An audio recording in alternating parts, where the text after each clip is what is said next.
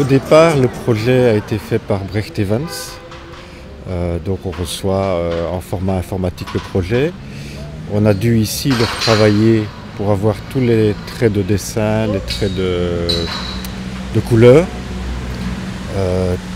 Tout ça est mis sur ordinateur. Ensuite, on le met au format du mur, donc à la taille réelle.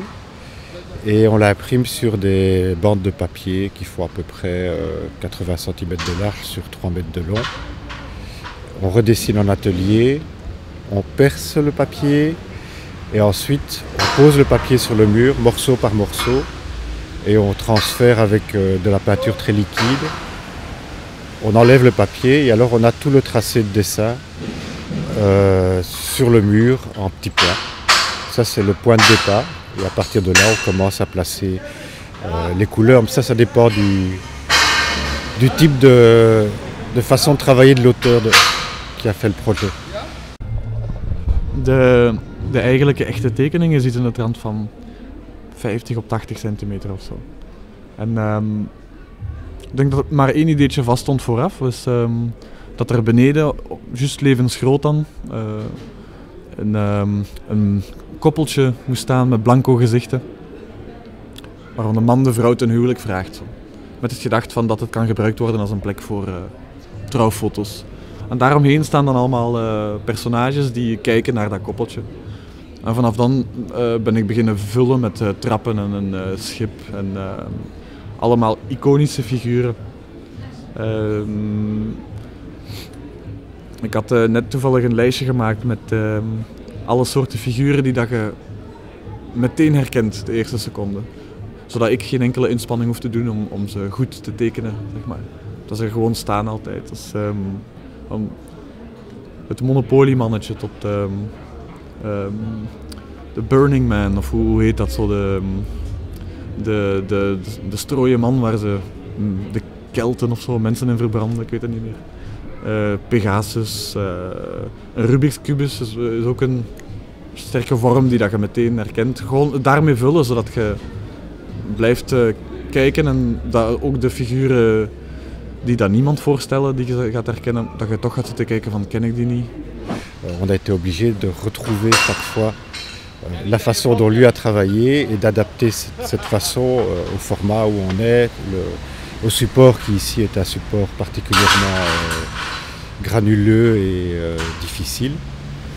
Et donc petit à petit on met en couleur, on place d'abord les grandes zones, puis les éléments de plus en plus précisément et on arrive au final. Est-ce qu'on a retrouvé exactement les couleurs de Brecht? Apparemment pour lui, oui. Donc ça on est assez content. C'est le problème des aquarellés, c'est-à-dire que tout est en transparence, donc si on sature un peu plus, la couleur change. Et il y a des endroits où en fait tout son effet à lui est dû à des superpositions. Donc il y a parfois 3, 4, 5 couleurs posées les unes sur les autres, qui se croisent parfois, parce qu'ils n'effacent pas. Ils gardent ces effets d'entremêlement de couleurs. Et nous, on est obligé de trouver une façon de retraduire ça, avec évidemment des outils qui sont parfois bien plus grands que ce que lui a utilisé, et avec il y a une partie technique, c'est-à-dire que par exemple les grandes zones du bateau, lui, il a travaillé avec son gros pinceau, je suppose. On ne sait même pas exactement. On ne l'a pas vu dans son atelier, donc. Mais il gère ça sur un format d'une table à dessin, donc c'est tout à fait différent. Ici, nous, on gère ça avec des brosses de maximum 6-7 cm de large et on a tout de suite 4-5 mètres carrés à poser de glacis. Donc c'est tout à fait différent. Het gedachte is gewoon dat je niet anders zou kunnen dan blijven staren zo, en erin rondwandelen. Daarvoor zijn trappen eigenlijk goed. Dat geeft trappen die doen je oog zo de trap opgaan en af en zo. Lijnen volgen in de tekening. Het is leuk dan om de ogen een wandeling te geven. Zo.